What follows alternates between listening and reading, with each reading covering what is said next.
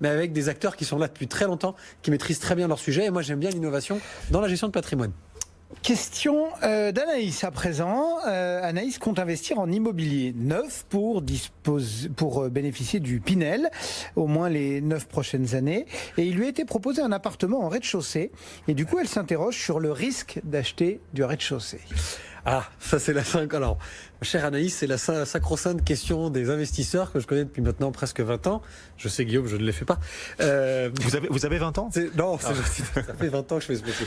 On dirait pas. Hein. Mais alors le rez-de-chaussée, c'est très particulier parce que je vais vous répondre d'abord d'un point très très simple. On va pas revenir là-dessus, mais il n'y a pas de raison de ne pas investir en rez-de-chaussée ou en rez-de-jardin. La grande majorité des grandes métropoles sont parfaitement occupées en rez-de-chaussée ou en rez-de-jardin. Le prix de l'immobilier est souvent moins cher, alors que le loyer... Il y a 3 données à prendre en compte. Il y a 3 données. La première chose, c'est que le prix immobilier en général est moins cher parce qu'en fait, finalement, le rez-de-chaussée, il y a un peu de visibilité, peut-être un petit peu plus de bruit, etc. Et puis, il y a surtout un espèce de préjugé qui est rentré dans l'esprit des gens. Et lorsqu'un promoteur ou qu'un agent immobilier fixe un prix dans le rez-de-chaussée, en général...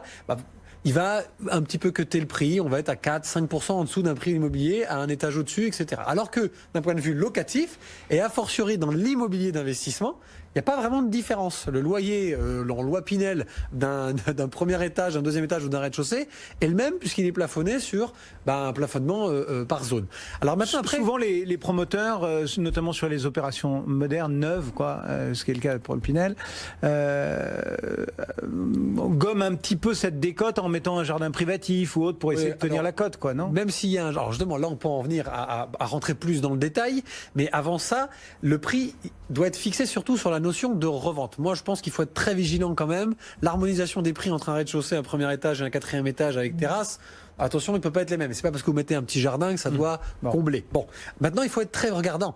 Qu'est-ce que ça veut dire le rez-de-jardin? Ça veut dire que déjà aujourd'hui en France, vous avez 3 niveaux par immeuble en moyenne dans l'immobilier neuf. Ça veut dire un rez-de-jardin plus 2 étages. Si vous avez 4 appartements par étage, pour faire un petit schéma très simple, dans 10, 15 ou 20 ans au moment des reventes, vous n'aurez que 4 rez-de-chaussée. Alors qu'en fait, vous aurez, si on a 2 niveaux au-dessus, 8 étages à revendre. Donc en fait, la concurrence sera peut-être moins importante également sur le rez-de-chaussée que sur l'étage. Voilà déjà une réflexion beaucoup plus logique, beaucoup plus mathématique. Ensuite, il y a un deuxième niveau, c'est la cible de clientèle à louer. C'est très important.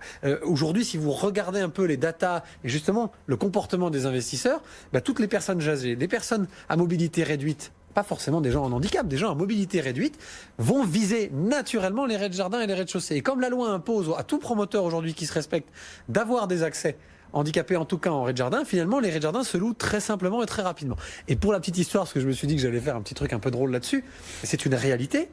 Savez-vous qu'il y a quand même plus de 13 millions de chats et que 7 millions de chiens de compagnie en France?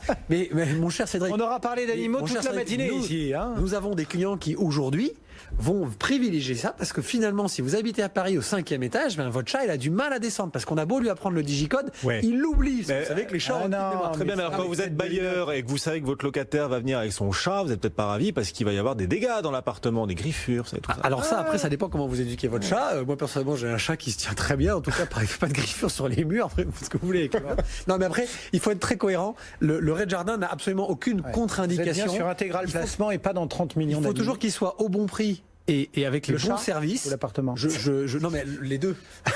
Je cite un promoteur, permettez-moi, Green City, mon petit promoteur toulousain que j'aime bien, qui est très tourné vers le développement durable, forcément intègre de la sécurisation tout en ayant accès à l'isolation maximum. Et je vous le passe un message en charge de copropriété et surtout en charge de chauffage thermique, etc. Un rez-de-chaussée souffre moins qu'un dernier étage, puisqu'il est inclus dans une espèce de grotte thermique de l'immeuble. Donc ça peut avoir un plus. Il faut vraiment pas se mettre de persil dans la tête et creuser bien l'investissement que vous faites. Allez-y Anaïs.